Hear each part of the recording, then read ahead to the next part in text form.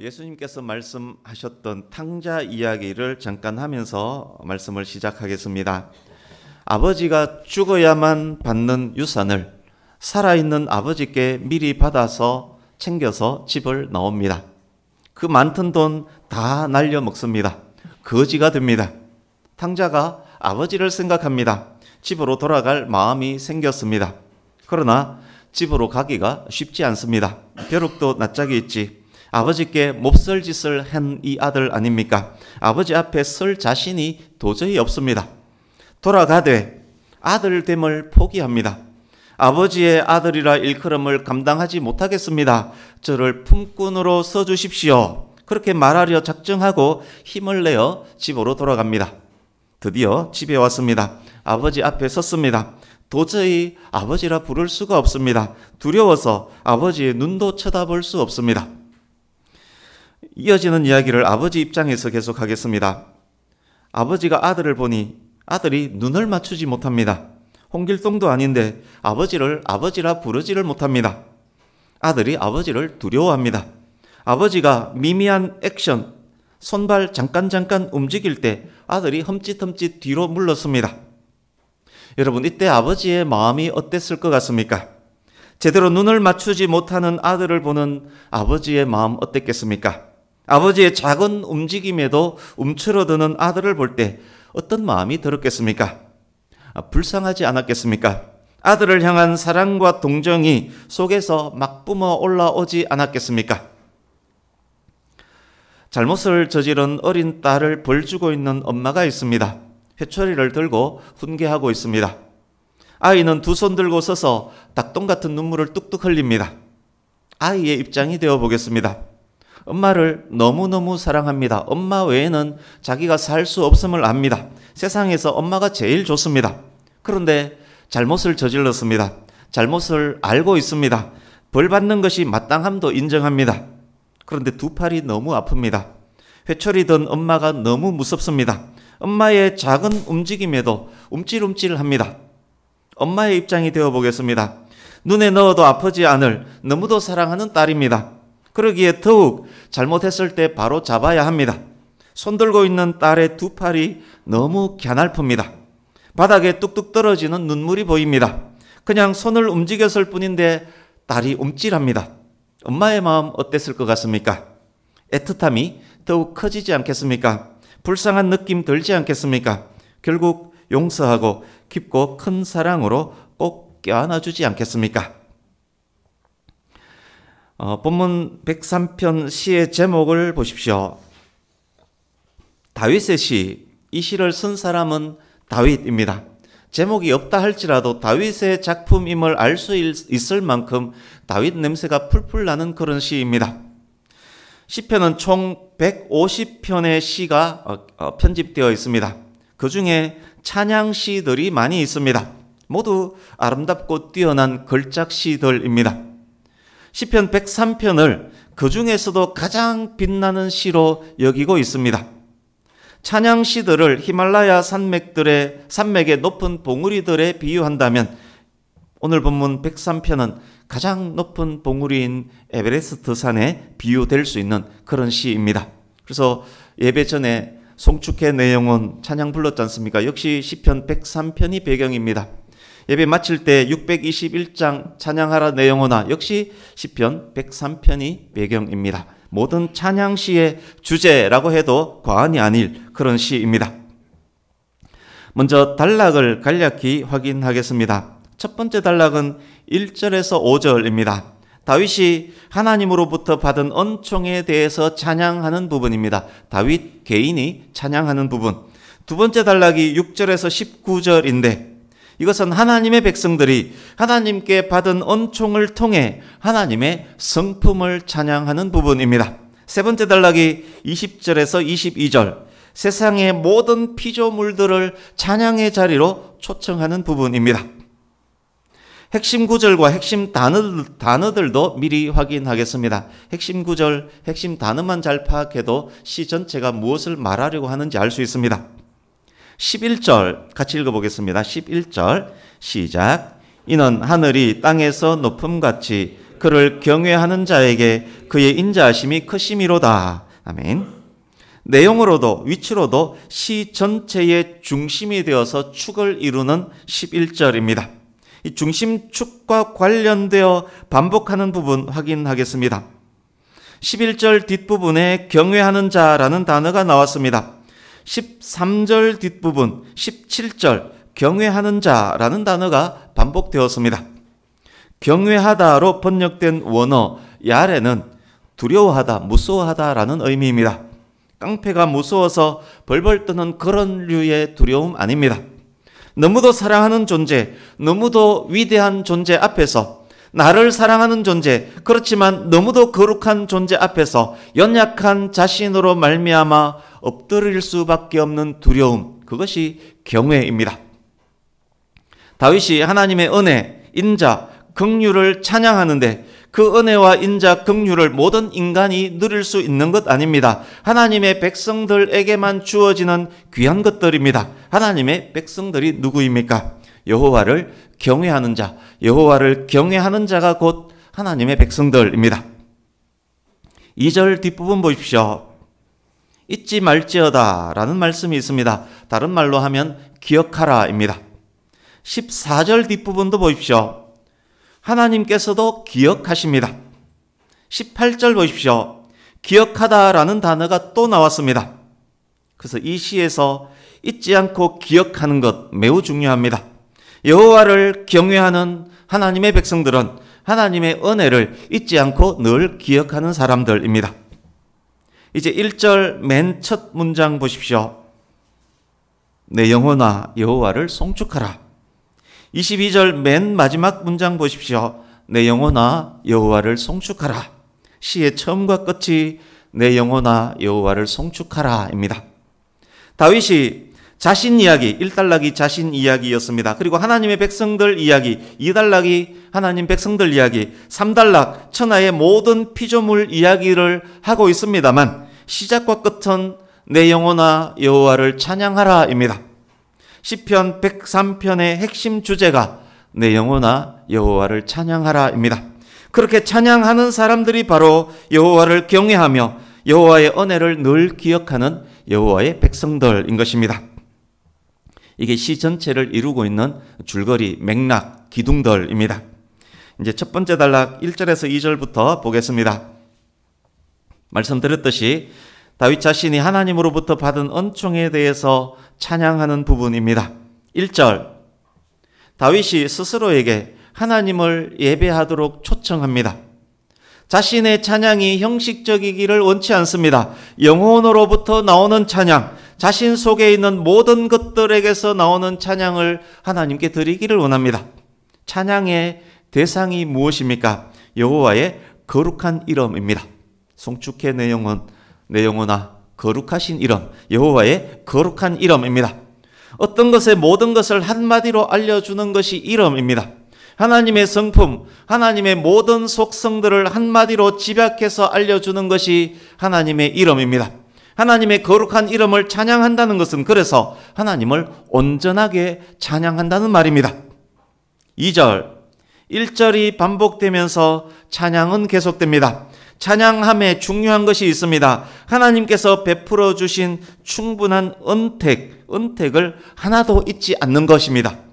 우리는 자주 하나님의 은혜를 잊어버리곤 합니다. 하나님의 은혜를 잊어버리도록 기억에 커튼을 쳐버리는 그런 요소들이 많이 있습니다. 은혜를 기억하지 못하는 것은 배은망덕입니다. 성도가 하나님께 배은망덕할 수 없습니다. 성도된 우리는 그래서 은혜의 기억을 가로막으려고 하는 바리케이트 커튼들이 쳐질 때마다 그것을 걷어내는 노력, 하나님의 은혜를 기억하려는 노력을 우리 의지로 계속 해야만 합니다. 이제 3절에서 5절입니다. 받은 은택들이 무엇인지 구체적으로 알려줍니다. 우리 모두에게 잘 적용할 수 있기를 바랍니다. 죄 용서함을 받았습니다. 병 고침을 받았습니다. 파멸의 구덩이에 빠졌을 때 하나님께서 대신 값을 치르시고 구해주셨습니다.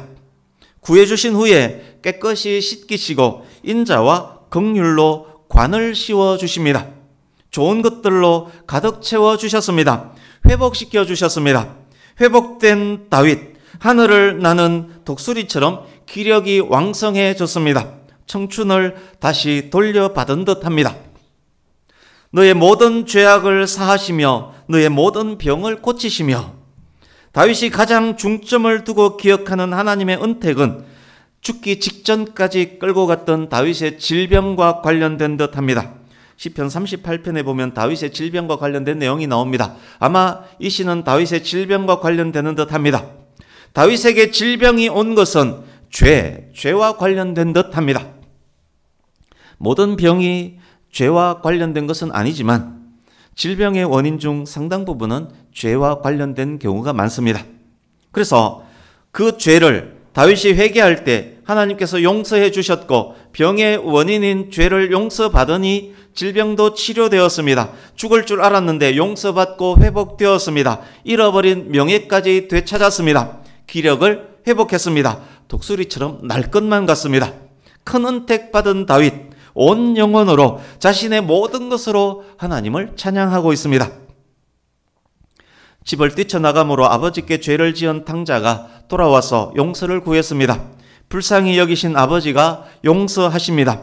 가락지를 끼워주고 잔치를 벌입니다. 탕자는 새 생명을 얻은 듯 했습니다. 독수리처럼 날 수 있을 것만 같았습니다.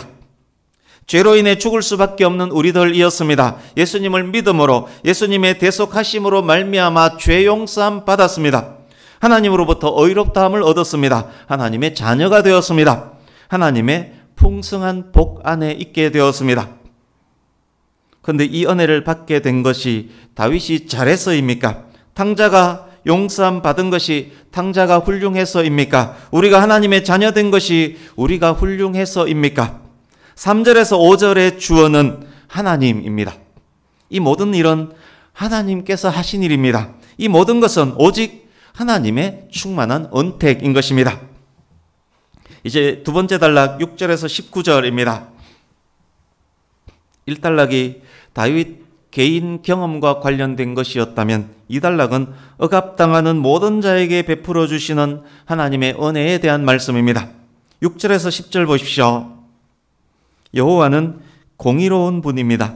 억압당하는 자를 위하시는 분입니다. 억압당하는 자 편에서 공의로 심판하시는 하나님입니다.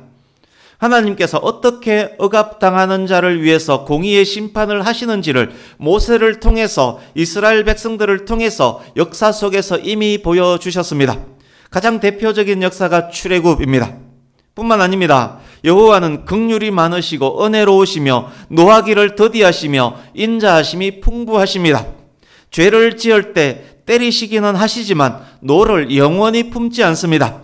지은 죄에 대해서 그대로 갚지 않습니다. 만약 하나님께서 지은 죄에 대해서 그대로 갚으셨다면 살아있을 인간 아무도 없을 것입니다. 에덴에서 인류 역사는 끝이 났을 것입니다.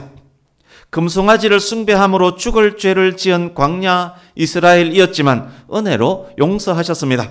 죄의 삭선 사망이지만 하나님께서는 사망으로 갚지 않으셨습니다. 11절, 하나님은 은혜와 인자를 베푸시는 분이지만 모든 사람에게 주어지는 은혜와 인자는 아닙니다. 하나님을 향한 적절한 태도가 있는 자에게 주어집니다. 적절한 태도가 무엇입니까? 하나님 경외입니다. 하나님을 공경하며 하나님을 두려워하는 자에게 주어지는 인자와 긍휼입니다. 하나님 앞에서 보잘것없고 부족하고 부족하지만 사랑함으로 두려움으로 하나님을 향하는 자에게 주어집니다. 돌아온 탕자의 마음, 벌받고 있는 딸 아이의 마음, 그 마음이 있는 자에게 주어지는 인자와 긍휼입니다.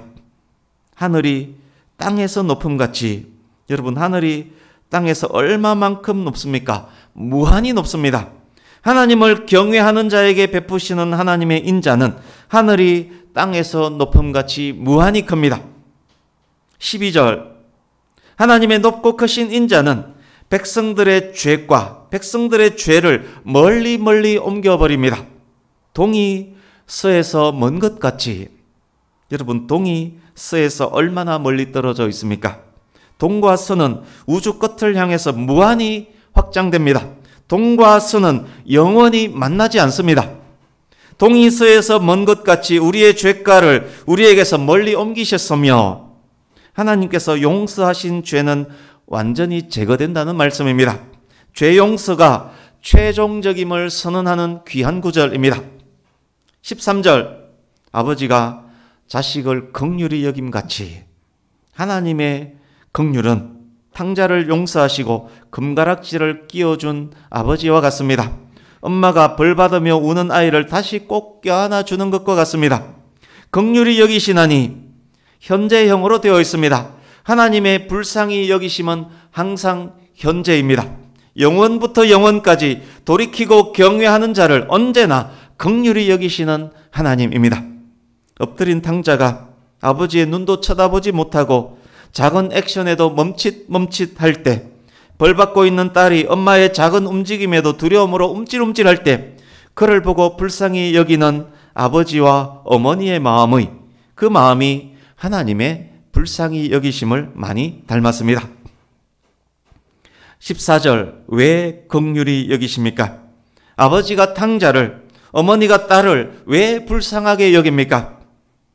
하나님께 범죄하고 반역한 인간, 뱀의 유혹에 무너진 인간이 뭐가 그리 불쌍합니까? 재산 다 날려먹고 거지가 되어 돌아온 아들, 큰 잘못 저지르고 벌받고 있는 딸이 뭐가 그리 불쌍합니까? 인간은 연약합니다. 결국 흙으로 돌아가야만 하는 연약함이 모든 인간에게 있습니다. 아버지가 탕자 아들의 연약함을 아십니다. 어머니가 딸의 연약함을 압니다. 우리의 체질을 아시며 우리가 단지 먼지뿐임을 기억하심이로다. 인간의 그 연약함이 도리어 하나님께서 긍휼히 여기심의 이유가 되고 있습니다. 얼마나 감사한 일입니까? 하나님께서 인간의 연약함을 다 아십니다. 저와 여러분의 연약함을 다 아십니다. 하나님께서 인간의 체질을 아시고 인간이 먼지와 같음을 아십니다. 우리의 약함을 아시기에 우리의 약함이 하나님께서 긍휼을 베풀어 주시는 근거가 되고 있습니다. 15절 16절, 인간이 얼만큼 약합니까? 들의 풀, 들의 꽃과 같습니다. 꽃들이 형형색색 피어있는 화단이 있다라고 가정하겠습니다. 가까이 가봤습니다. 어떤 꽃잎은 어제 떨어졌고 어떤 꽃은 활짝 폈고 어떤 꽃은 오늘 봉우리를 맺었습니다. 오늘 활짝 핀 꽃은 오늘부터 시들어갈 것입니다. 오늘 맺은 봉우리는 머지않아 피겠지만 이내 시들어갈 것입니다. 현재 생생하고 탱탱한 봉우리라고 할지라도 햇볕이 심하게 쬐든지 우박이 떨어지든지 강력한 바람이 지나가면 탱글탱글한 봉우리 일망정 떨어지고 맙니다. 인간이 그런 존재입니다. 0.01mg의 독약에도 죽을 수 있습니다. 독개구리 살짝 스쳐도 죽어버리는 게 인간입니다. 단 10초 내뿜는 독가스에도 죽을 수 있습니다. 나쁜 공기 몇 번 들이키고 기절할 수도 있습니다. 코와 입을 막고 3, 4분만 있어도 기절하거나 죽습니다. 사람이 살다 간 자리, 그 자리가 몇 년간은 기억될 수 있습니다. 무덤과 납골 땅을 오가면서 1년에 한두 번은 기억될 것입니다. 그러나 세대가 흐르면 있었던 그 자리는 기억에서조차 사라질 것입니다. 인간이 그런 존재, 그런 나약한 존재입니다. 17절, 그러나 인간이 그런 존재이지만 그러나 여호와를 경외하는 자는 다릅니다. 세상 사람들의 인생과 하나님 백성들의 인생은 완전히 다릅니다. 하나님의 인자하심 안에 있는 인생은 다릅니다. 왜입니까? 풀은 마르고 꽃은 시들지만 하나님의 말씀은 영원하기 때문입니다. 하나님은 영원부터 영원까지 계시는 분이기 때문입니다. 하나님의 백성은 결국 하나님의 영원 안으로 들어가게 됩니다. 하나님의 품 안에서 영원을 누리게 됩니다. 뿐만 아닙니다. 하나님의 백성들에게는 그 자손에게도 하나님의 인자가 대대로 이어질 것입니다. 성도 자손의 자손들도 영원을 누리게 될 것입니다. 그의 의는 자손의 자손에게 이르리니, 이 부분에 혹 의문점은 없습니까? 그리스도인 자녀 중에도 개망나니처럼 사는 사람들 있지 않습니까? 그리스도인의 자녀라는 이유로 그들이 구원받는다는 말입니까? 그렇지 않습니다. 아버지의 구원이 자녀에게, 그리고 그 자녀에게 구원이 상속되지는 않습니다. 구원은 철저히 개인적입니다. 구원은 각자입니다. 자손의 자손에게 이르기 위해서는, 구원이 자손의 자손에게 이르기 위해서는 조건이 필요합니다. 18절이 그 조건입니다. 하나님의 언약을 지키고 하나님의 법도를 기억하여 행하는 가정과 가문에 하나님의 의와 인자가 대대로 영원히 주어지는 것입니다. 약속의 말씀을 늘 기억하고 그 기억이 대를 이어 자손에게 전해지고 이어질 때 자손의 자손들도 영원을 누리게 될 것이라는 말씀입니다. 신앙의 유산을 물려줄 때 가능한 일입니다. 사랑하는 자녀들에게 가장 먼저 신앙의 유산을 물려줘야만 하는 이유입니다. 지난주에 미국 대통령 선거가 있었습니다. 당선자 쪽 캠프는 전체가 밤새도록 축하 파티를 벌이고 있었습니다. 낙선자 쪽 캠프는 밤새도록 초상집 분위기였습니다. 바이든 측과 해리스 측 캠프 관계자들이 후보 사퇴를 바이든 네가 더 빨리 했었어야지, 후보를 양보했는데도 넌 왜 지냐, 이렇게 양측에서 막 싸우고 있다는 그런 뉴스를 제가 접했었습니다. 서로 책임을 전가하며 날선 비판을 하고 있습니다. 우리나라에서도 자주 보는 풍경들입니다. 대통령 선거 때가 되면 각 후보 캠프에 줄 서는 사람들이 많이 생깁니다. 그러나 당선인은 한 명이기 때문에 줄 선 사람이 혜택을 누릴 수 있는 곳도 한 곳밖에 없습니다. 자기가 줄 섰던 후보가 대통령이 되어서 은혜를 입는다 해도 기껏해야 임기 5년입니다. 자기가 지원한 후보가 당선이 되었다 할지라도 마땅한 대접받지 못할 수도 있습니다. 오히려 서러움을 당할 수도 있고 오히려 팽당할 수도 있습니다. 5년 임기 중일지라도 팽당하지 않았다 할지라도 안심할 수 없습니다. 대통령이 탄핵되고 구속되면 줄 섰던 이유로 오히려 더 어려움을 겪을 수 있습니다. 권불 10년이라 했지만 10년은커녕 5년도 제대로 못 가는 것이 권력입니다. 19절 보십시오.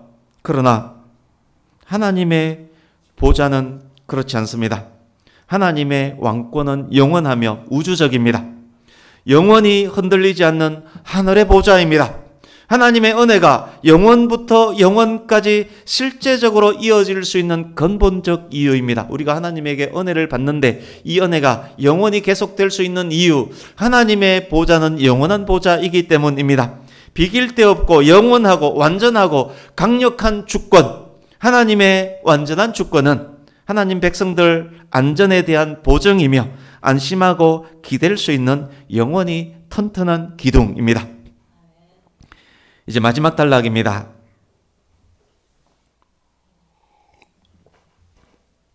원고가 평소보다 조금 많아서 엄청 빨리 하고 있는데 듣기에 불편하지 않은지 모르겠습니다. 하늘 보좌의 영원한 왕, 하나님께로 우주의 모든 존재들을 불러 모아 찬양으로 연합시키는 장면, 마지막 단락입니다. 20절 보십시오.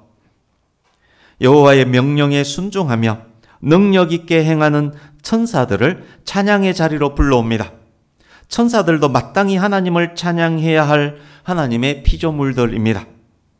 또한 천사들은 땅에 사는 성도들의 찬양과 기도를 삼층천 하늘 보좌로 올려드리는 역할을 하는 자들입니다.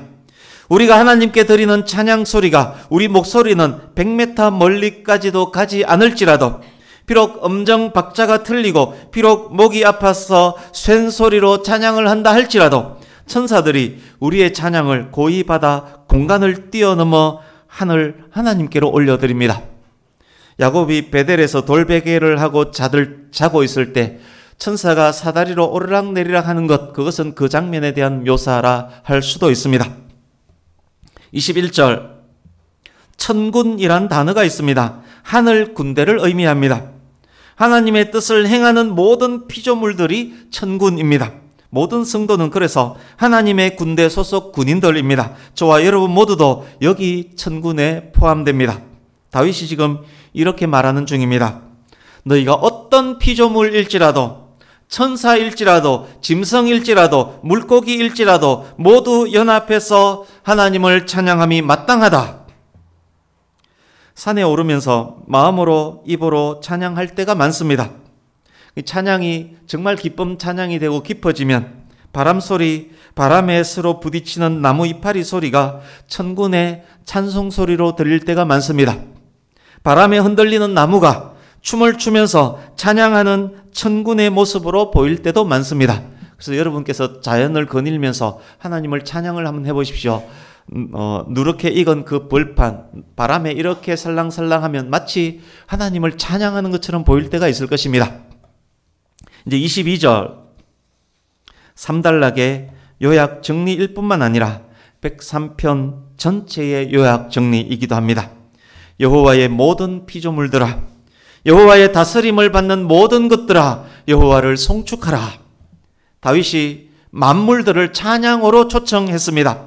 그러나 그렇게 하는 것으로 시를 끝마치지 않습니다. 자신을 그 찬양에 참여시킴으로 그리고 함께 찬양함으로 시를 마칩니다. 내 영혼아 나의 모든 것으로 하나님을 송축하라. 내 영혼아 여호와를 찬양하라. 내 속에 있는 모든 것들아 여호와를 찬양하라. 아멘. 이제 몇 가지 정리 적용하면서 마무리하겠습니다. 11절에서 13절을 보십시오. 하나님의 크신 인자하심으로 용서하신 죄는 동이 서에서 먼 것 같이 완전히 멀리 보내버리시고 인간의 연약함을 기억하시고 은혜와 은총을 베푸시는 아버지 하나님, 그 아버지의 긍휼함을 얻는 자식 하나님의 백성 누구라고 말씀드렸습니까? 여호와를 경외하는 자입니다. 이 등식을 신약의 성도들에게까지 연결하면 하나님의 백성은 여호와를 경외하는 자이고 여호와를 경외하는 자는 하나님의 자녀고 하나님의 자녀는 예수님을 믿는 자, 이 등식이 성립됩니다. 그러기에 본문 말씀은 예수님을 믿음으로 하나님의 자녀가 된 저와 여러분에게 그대로 적용되는 말씀입니다. 비록 먼지와 같은 저와 여러분의 인생이지만 우리는 하나님 안에서 영생을 누리게 될 귀하고 복된 존재인 것입니다. 하나님의 백성, 하나님의 자녀, 그리스도인은 여호와를 경외하는 자입니다. 비록 탕자로 살았었지만 아버지를 아버지로 알고 그 아버지의 사랑 앞에 엎드려서 자식됨을 감당하지 못하겠습니다. 가난하고 애통하는 심령으로 아버지 앞에 엎드리고 아버지의 거룩 앞에서 아버지의 작은 몸짓에도 두려워하는 것, 그것이 경외입니다. 비록 잘못을 저질렀지만 어머니의 사랑 앞에 두 손 들고 울면서 어머니의 작은 몸짓에도 움찔움찔 두려워하는 것, 그것이 경외입니다. 하나님 앞에 나의 행동이 바른지를 늘 체크하는 것, 그것이 경외라는 말입니다.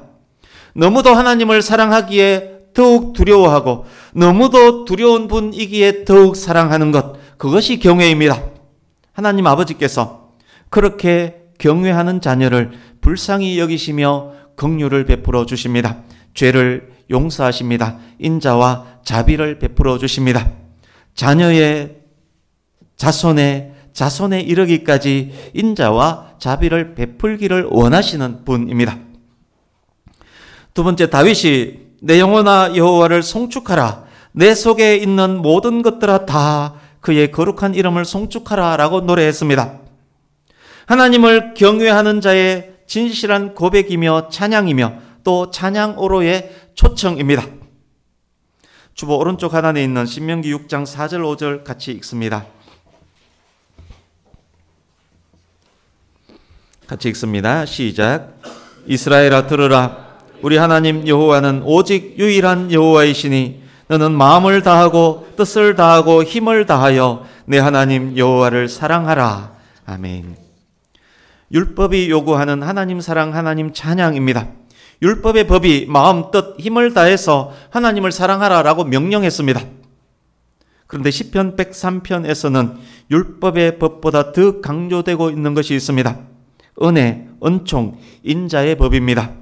율법의 법이 모든 것으로 하나님 찬양하기를 요구했다면 은혜의 법은 더욱더욱 마음, 뜻, 힘을 다해서 찬양하기를 요구하지 않겠습니까? 진정으로 하나님을 사랑하고 하나님을 두려워하는 자라면, 진정으로 여호와를 경외하는 성도라면 당연히 온 영혼으로 찬양하지 않겠습니까? 그래서 다윗이 하나님의 은혜를 받은 역사 속 모든 성도들에게 이 시간 저와 여러분에게 말합니다. 너희 영혼들아, 너희 속에 있는 모든 것들아, 영혼과 너희 속에 있는 모든 것들을 다 동원해서 너희 하나님 여호와를 사랑하고 찬양하라. 그리고 다윗이 앞장서서 그 찬양에 동참합니다. 성도된 우리의 찬양은 우리 영혼과 우리 속에 있는 모든 것들로 올려드리는 찬양이어야 할 것입니다. 은혜 받은 성도라면 당연히 그러할 것입니다. 오늘 오후 예배가 찬양 예배로 예배 강사 초청해서 드릴 것입니다. 온 영혼으로, 사랑함으로, 기쁨과 감사함으로, 두렵고 떨림으로 모두 참석해서 마음껏 찬양하는 복된 시간이 되었으면 정말 좋겠습니다. 아멘. 하나만 더 말씀드리고 마치겠습니다. 기억하라가 중요한 단어임을 설명드렸습니다. 우리는 하나님의 은혜를 기억하는 성도라야만 합니다. 하나님의 은혜를 잊지 않아야만 경외함이 이어질 것입니다. 하나님께서 우리의 연약함을 기억하시고 은혜를 베풀어 주셨듯 우리는 하나님의 은혜를 잊지 않아야만 합니다. 잊지 않을 때 우리의 찬양도 끊이지 않을 것입니다.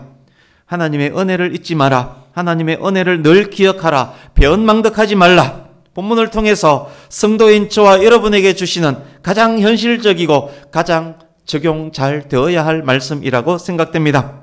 잊지 않는다, 늘 기억한다 라고 여기고 말하지만 사실 우리는 너무도 자주 잊고 삽니다. 예수님을 향한 첫사랑을 버리고 산 지 오래된 성도가 너무 많습니다. 마귀는 하나님 아버지의 은혜를 잊고 살도록 하나님을 향한 눈을 세상이라는 커튼으로 가려버리곤 합니다. 커튼을 벗겨버리는 노력은 우리의 몫입니다. 분별력과 담대함이 꼭 필요한 것입니다. 하나님의 크신 사랑, 크신 은혜를 잊지 않고 사는 우리 모두가 되기를 원합니다. 하나님과 동행하는 삶을 살 때 하나님과 나 사이를 방해하는 세상이라는 커튼은 쳐지지 못할 것입니다. 잊지 않을 때 우리의 예배, 우리의 찬양, 우리의 경외는 늘 새로울 것입니다. 올려드리는 찬양은 늘 새 노래가 될 것입니다. 삶은 더욱 하나님과 함께 행하는 삶이 될 것입니다.